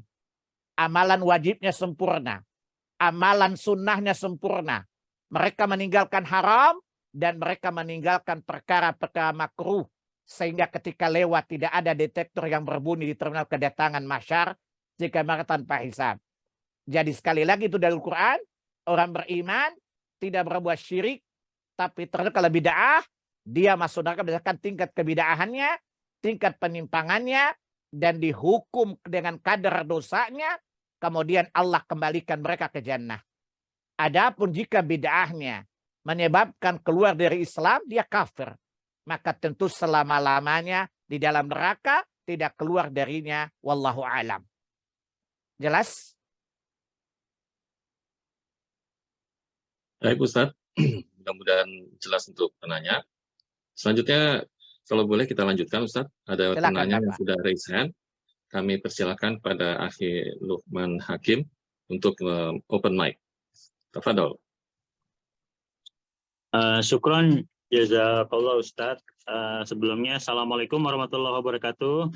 Waalaikumsalam warahmatullahi wabarakatuh. Syekh izin bertanya, afwan nih. Dari langsung aja ya saya, karena mengingat waktu sebentar lagi masuk azan zuhur. Iya, silakan Bapak. Gini Syekh. Tadi ada unsur bid'ah itu, ketika menjadi bid'ah itu ada 3 perkara ya Syekh. Yang pertama 3 indikator ya. Indikatornya betul. Unsur perkara baru, kemudian urusan dalam agama, perkara agama, dan yang ketiga tidak ada dalil. Iya. Jadi gini Syekh, kadang-kadang kalau kita sholat berjamaah di masjid, nah itu kan kadang-kadang kalau habis sholat itu di sebelah tuh kadang ngajakin salaman gitu Syekh. Nah itu apakah termasuk unsur bid'ah atau bid'ah? Nah sekarang kita lihat lagi contohnya. Kalau dari indikator itu unsur perkara baru, jelas mungkin sampai detik ini saya belum pernah menemukan ada hadis atau apa yang meriwayatkan Nabi ketika habis sholat tuh salaman gitu. Itu Baik. saya belum pernah, atau mungkin saya karena bukan kebetulan saya juga awam saya gitu kan tentang ilmu agama dan lain-lainnya, riwayat juga, tapi saya belum pernah menemukan Nabi salaman. Baik. Kemudian dalam perkara agama, apakah ini termasuk dalam perkara agama? Sedangkan sholat udah dilaksanakan, selesai sholat. Ya, Baik. tapi nggak termasuk rangkaian sholat dan juga nggak termasuk rangkaian zikir di antara itu gitu. Baik. Nah, apakah ini termasuk? Yang ketiga, tidak ada dalil. Ada dalilnya saya gitu. Kalau nggak Baik. salah, mohon dikoreksi, saya ada hadis yang mengatakan tidaklah seorang muslim, dua orang muslim bertemu, kemudian dia berjabat tangan, Allah akan ampuni dosanya mereka berdua sampai mereka itu berpisah. Itu kalau nggak salah, saya afwan itu hadis riwayat apa? Baik. Tapi itu saya pernah mendengar itu gitu saya. Baik. Nah kemudian kalau saya masih lanjutannya lagi, kontradiksi dari pertanyaan Ana itu, Ana juga kebetulan aktif mengikuti kajian-kajian sunnah, salah satunya Ustadz Firnanda juga, salah satu yang Ana jadikan hujah juga. Nah ada satu potongan video beliau di YouTube, itu ketika habis sholat, beliau itu berjamaah tentunya, beliau tuh langsung buka HP, Ustaz. Assalamualaikum, karena Assalamualaikum kiri, beliau tuh langsung buka HP. Gitu. Nah ini pertanyaannya, apa ada hujah gitu kan? Saya juga belum pernah menemukan di zaman Rasul itu, habis Assalamualaikum langsung buka HP gitu. Baik. Kagak bertemu, nggak pernah menemukan Baik. itu gitu. Nah itu, jadi gimana Ustaz? Hujah Baik. yang diambil tuh Kedudukannya gini, Pak. seperti apa gitu? Kedudukannya Begitu, Ustaz. gini. Kedudukannya gini. Hadis tentang dua muslim bersalaman selama jabat tangan Allah ampunkan dosa. Hadis Bukhari dan kitab adab. Jelas Bapak ya, hadisnya sahih. Dalam kaidah agama gini, dalil umum ketika dipraktekkan dalam perkara khusus butuh dalil khusus. Oh, iya. Dengar dulu, jangan dulu dengerin. Ya, berarti siap, salaman siap. itu untuk umum. Ketika Siap. bersalaman, saya tanya, habis salam kiri kanan salaman, berarti ada keyakinan termasuk sunnah salat kan salaman kan? Tidak ada saat kalau saya sih beranggapan itu di luar dari sholat gitu, Ustaz. Nggak, bukan sunnah. Dengar dulu, kan orang membiasakan sudah salat, berarti menganggap bagian dari sebuah ibadah dong. Mungkin sebagian orang, Ustaz, tapi kalau Ana sih karena dengar dulu, umumnya seperti itu. Karena ada hadis dhaif yang menyatakan hal itu loh diamalkan. Oh. Paham ya? Jadi menganggap bahwa salah satu sunnah adalah apabila saya salat, maka salaman. Berarti mengkaitkan antara salam jabat tangan dengan sholat. Berarti masih bagian ibadah bukan? Mengkaitkan sesuatu dengan sesuatu punya keterkaitan kan? Maka ini urusan agama Pak. Nggak ada dalilnya kan? Maka bid'ah. Dan dibiarkan Imam Nawawi. Oh, oke. Siap, Pak ya. Itu satu. Siap. Yang kedua, tadi Ustadz abis salam pegang HP. HP bukan kan HP, urusan agama, Bu. Oh, iya, betul. Urusan dunia tidak sama sok, emang dia punya kebutuhan. Toh tidak diwajibkan abis salam harus langsung zikir kan? Tidak wajib juga kan? Paham nggak Pak? Iya. Jadi kalau misalnya ada Ustadz abis salam, taruhlah zikirnya wajib. Dia langsung buka HP. HP ini tidak ada kaitan dengan sholat, tidak beda hubungannya dengan salaman. Salaman tadi dianggap termasuk bagian dari sunnah sesudah sholat. Paham? Adapun membuka HP itu tidak pernah dihubungkan bagian dari sunnah sholat. Maka itu kan urusan agama, Pak. Begini, maksudnya ketika misalnya habis salaman ini kan maksudnya perbuatan yang baik gitu ya, Ustaz ya, dibanding harus membuka HP gitu, dan salaman itu pun ada dalilnya, tapi kita nggak menganggap, mungkin saya atau mungkin kita memberikan pencerahan ke teman-teman atau yang lainnya bahwa itu bukan bagian dari ibadah sholat, tapi memang bagian dari muamalah aja gitu seperti biasa. Apakah itu tetap sebagai satu masukan bahwa itu udah memenuhi unsur dan salaman itu nggak boleh ketika lihat Pak, lihat momentumnya. Kalau dirutinkan tiap hari, itu bagian dari menjadi kebiasaan ibadah, bukan? Yang namanya kebiasaan itu misalnya Pak Lukman lagi sholat sama Pak Anu, karena udah lama gak ketemu, pas salam, saya udah baru salam sama antum, itu urusan dunia Pak. Masalahnya termasuk bagian keyakinan, salaman sudah sholat itu bagian dari sunnah syariat. bagaimana kalau kita positive thinking, Ustaz? Bahwa orang yang salaman itu mereka nggak menggabungkan, artinya di luar dari rangkaian ibadah, sama seperti ketika Jangan Ustaz bersangka bilang buka buruk, HP Pak. itu Jangan kebutuhan bersangka gitu. baik aja. Nanti lama-lama kita tidak akan bisa menghukumi orang ada sangka baik, Pak. Kalau Bapak hanya bersangka baik, namanya orang bid'ah juga nggak apa-apa kan. Yang penting dia, nanti kita dia bersangka baik. Dilihat konteks hukumnya, Pak. Dilihat salaman tujuannya bahwa itu bagian dari sunnah syariat. Ya, termasuk salah satu syariat adalah salaman sudah sholat. Sebagian orang ulama berpendapat seperti itu. Lalu dijadikan rutinitas dalam ibadah. Maka ini jelas menetapkan syariat baru. Ya, kalau cuma sekedar insidentil, ya, sifat situasional, ya saya ketemu Pak Lukman sudah lama tidak ketemu, pas indahnya pas habis sholat selamat, itu oke, ketahuan katakan itu adat atau ibadah. Oh ya. Paham, Pak? Nah, siap, paham. Jadi dalam rutinitas itu Bapak lihat, apakah ini sekedar muamalat atau bagian dari ibadah? Bapak bisa bedakan dong. Iya, betul. Paham ya? Jadi, karena dianggap, karena tiap hari begitu salam, langsung kiri kanan salam. Dan terus menerus, berarti dianggap bagian dari ibadah, bukan? Lalu bagaimana sikap kita, Ustaz? Kalau memang di salah satu masjid kita itu memang kalau habis sholat sering ngajakin salaman, terus apakah saya harus nolak? Tapi saya berpendapat positive thinking bahwa ini adalah bagian dari muamalah, gitu kan, bagian dari hadis yang nanti tidak ada lama-lama dua orang bertemu ngajak itu. berbuat bid'ah demi muamalah, Bapak menantang Allah dan Rasulnya, boleh nggak? Pak, itu nggak boleh, Ustaz. Kan kita ta'awun ala birri wa taqwa, kan kita tolong menolong dalam takwa dan kebaikan, kan? Tidak bertolong dalam dosa dan permusuhan, kan? Nah, tapi jawabannya gini, Pak. Bapak jangan memulai, Pak. Ya, nggak pernah, Ustaz. Nah, tapi kalau Bapak ada orang mengajak, tidak boleh nolak. Nanti jadi fitnah. Iya, betul. Nah itu, Ustaz, betul itu. Paham ya? Iya, jadi jangan memulai. Tetapi kalau kadang-kadang Bapak dipaksa dipegangin tangannya, kan? Iya. Maka lihat dicium, aja. Saat, sampai dicium gitu. Ya, kan? kalau Bapak bisa kasih penjelasan baik-baik, kasih. Tapi kalau nanti mudaratnya besar, mendingan nggak usah. Iya. Paham? Iya. Tapi Bapak Betul. yakin bahwa itu dia anggap bagian dari ibadah, ya adalah bid'ah. Iya. Ya, jelas kita hukumi dulu. Jangan positive thinking dulu, Pak.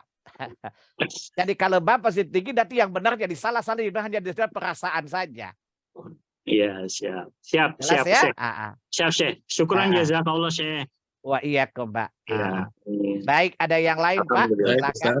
Ya, kita lanjutkan ke yang sudah menulis di kolom chat dulu, Ustaz, ya. Iya, silakan, Pak. Ini ada satu pertanyaan lagi. Izin bertanya, Ustaz. Apabila seseorang yang ibadahnya sudah baik, tetapi masih melakukan bid'ah-bid'ah, Ustaz, apakah Allah akan mengampuni dosanya? Atau Allah melaknat dulu orang tersebut, meskipun ibadahnya baik? Mohon penjelasannya, Ustaz. Logika syariatnya kan gampang. Ada amalan yang sesuai sunnah, dicatat kebaikan. Ada amalan yang bid'ah, dicatat sebagai dosa, kan? Nanti Allah timbang mana yang paling banyak, kan? Jelas, Pak? May ya'mal mithqala dzarratin khairan yarah, wa may ya'mal mithqala dzarratin syarran yarah. Ada amalan yang baik sesuai sunnah, Allah catat sebagai kebaikan. Ada amalan yang bid'ah, itu kejahatan, maksiat tadi. Dicatat maksiat. Ya, bagaimana perlukan Allah? Tergantung Allah. Ya, jelas Allah tidak menghukum mereka melebihi kadar kejahatan mereka perbuat. Wallahu a'lam. Ya. Baik, Ustaz. Mudah-mudahan jelas untuk penanya. Kami lanjutkan lagi, Ustaz, ya. Ada yang minta dijelaskan ini, Ustaz, mengenai sebagian orang yang meyakini adanya bid'ah hasanah. Mohon penjelasannya, Ustaz. Pertanyaannya, mana konsep bid'ah hasanahnya? Contoh dalilnya mana? Kata Nabi, kullu bid'atin dhalalah. Seluruh bid'ah itu sesat. Dalam kaidah agama, sesuatu yang dimutlakkan oleh Nabi, membatasinya butuh dalil. Mana dalilnya? Kalau mereka berdalil dengan hadis salat tarawih, kata Nabi ini sebaik-baik bid'ah. Kita jawab, perkataan Umar itu bukan bid'ah agama. Sebab sholat malam itu bukan sesuatu yang baru diadakan dalam agama. Saya tanya sama Pak Riza dan Ibu yang Bapak penanya. Sholat malam itu dicontohkan Nabi enggak? Ya, Ustaz. Kemudian ditinggalkan, kan? lalu Ya. dihidupkan oleh umat ketika Ramadan, itu berarti bukan buat perkara baru dalam agama kan, tapi mengikuti apa yang dicontohkan Nabi kan? Nah, Ustaz. Jelas? Jadi butuh dalil. Kalau ada bid'ah hasanah itu ada bid'ah hasanah itu butuh dalil. Dalil memutlakkan suruh bid'ah itu sesat. Dalam kaidah agama, dalil mutlak kalau diqayyadkan, dibatasi atau dalil. Wallahu alam. Ya? Baik, Ustaz. Mudah-mudahan juga itu jelas bagi penanya. Kemudian kita lanjutkan lagi, barangkali Ustaz, kita selingi dengan yang sudah raise hand lagi. Kita persilahkan kepada ini akhi apa ukhti ya, Yani, kami persilahkan. Fadol. Itu ukhti Bu, dari Palembang beliaunya. Ukhti, ya, tafadhol ukhti Yani, tafadhol. Assalamualaikum warahmatullahi wabarakatuh, Ustadz. Waalaikumsalam. Beliau wong kita galo, Pak. Nah. Masya Allah. Masya Allah, Masya Allah. Kaifa haluk, Ustadz? Alhamdulillah bikhair, Bu. Silakan, Bu. Langsung akan nama Zuhur, Bu. Nah, ini kembali ke yang tadi masuk surga. Begini, seandainya nih dalam satu keluarga ya, ada salah seorang yang udah masuk surga, dia tanpa hisab begitu ya. Kemudian ada lagi yang masuk neraka dulu, subhanallah. Nah, maksud Ana, setelah yang masuk neraka tadi dibersihkan, kan maksudnya nanti masuk ke surga, apakah mereka akan dikumpulkan dalam surga, satu surga? Kan surga itu macam-macam tuh Ustadz ya. Iya. Nah, yang tadi umpamanya masuk di Firdaus karena dia yang tertinggi kan, nggak ada hisab dia tadi kan. Nah, yang dari neraka tadi masuk ke surga mana? Apakah akan dikumpulkan di surga Firdaus itu? Mohon baik. Jawaban singkatnya, berarti dia punya kebaikan dong. Dan Allah akan balas kebaikan surga dengan kadar amalnya, bukan? Nah. Ya, surat 7 ayat 43 kan? Kemudian surat 43 Zuruf ayat 72 kan? Jadi orang diberi balas kadar ininya bukan? Pertanyaannya adalah kalau misalnya orang satu kakak adik lah misalnya, bapak atau anak. Bapaknya anaknya ahlus sunnah, tidak berbid'ah. Misalnya kadar Allah dia ditempatkan di surga Firdaus. Bapaknya di neraka dulu. Kemudian keluar ya, lalu dibersihkan namanya Jahannamiyun kan, veteran neraka kan. Kemudian mana di sebuah sungai untuk menghilangkan bekas neraka kan. Kemudian mereka masuk ke surga dengan kadar amal mereka. Tapi pertanyaannya, mungkin nggak tempatnya sama dengan anaknya? Kemungkinan juga sama. Karena anak yang salih bisa menaikkan derajat bapaknya di surga. Ya, Surat 52 ayat 21. Lihat tafsirnya dalam Ibnu Katsir. Surat 52, surat At-Tur ayat 21. Jelas Bu Yani? Nah, berarti maksud Ana insya Allah memang berdasarkan derajat tertinggi dari salah satu anggota keluarga. Ya. Jadi bisa saja dia minta kepada Allah untuk naik. Tapi kalau toh tidak sederajat bisa ketemuan kok, bisa reunian lah. Ya, maksudnya begitu, bisa ketemuan ya walaupun. Insya Allah. Yang di neraka nggak ketemu kan disiksa, mana pernah cuti siksanya. Ya. Jazakumullah khairan Ustaz. Karena orang yang di surga akan Allah penuhi apa yang mereka inginkan. Oh, naam, betul. Ya, surat 39 ayat yang ke-35. Jadi apa yang mereka inginkan Allah kehendaki. Ya, jadi orang di surga bebas saling bertemu. Allah ceritakan juga di surat 52 ayat 7 ayat 25 sampai 27, penghuni surga saling bertemu, saling bercerita bukan? Benar. Nah. Ya, berada di neraka nggak ada cuti azab, Pak. Bagaimana bisa ketemuan? Iya. Jelas ya? Nah. Baik Pak Riza, saya kira sampai hari sini saja karena sebentar lagi zuhur ya. Ya, baik Ustaz. Kalau ibu-ibu kan tidak perlu sholat di masjid, kita kan mesti ke masjid kan? Betul Ustaz. Kami persilakan Ustaz untuk menutup barangkali dengan baik. Kafatul Masjid. Ikhwatal iman, azanillah wa iyyakum. Itulah kesimpulannya bahwa agama itu sudah sempurna dan jangan merubah-rubahnya dengan alasan baik. Itu menuju Allah tidak baik. Allah tidak tahu baik, kita yang tahu baik kan? Ya. Oleh karena itu apapun niatnya, apapun tujuannya, bid'ah itu merusak agama, sesat dan diancam neraka. Dan itu indikator bid'ah. Kapan satu itu bid'ah? Tidak 3 indikator tadi. Perkara baru dalam urusan agama yang tidak ada dalilnya. Dengan demikian walaupun niatnya baik, tetap tertolak kata Nabi.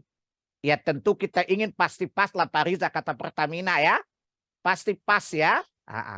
Jadi kalau pasti pas ikhlas dan tidak ikhlas sesuai sunnah SAW. Saya kira cukup. Kita akhiri dengan kafaratul majelis. Subhanakallahumma wa bihamdik. Asyhadu an la ilaha illa an. Astaghfiruka wa atubu ilaik. Billahi taufiq wal hidayah. Wassalamualaikum warahmatullahi wabarakatuh.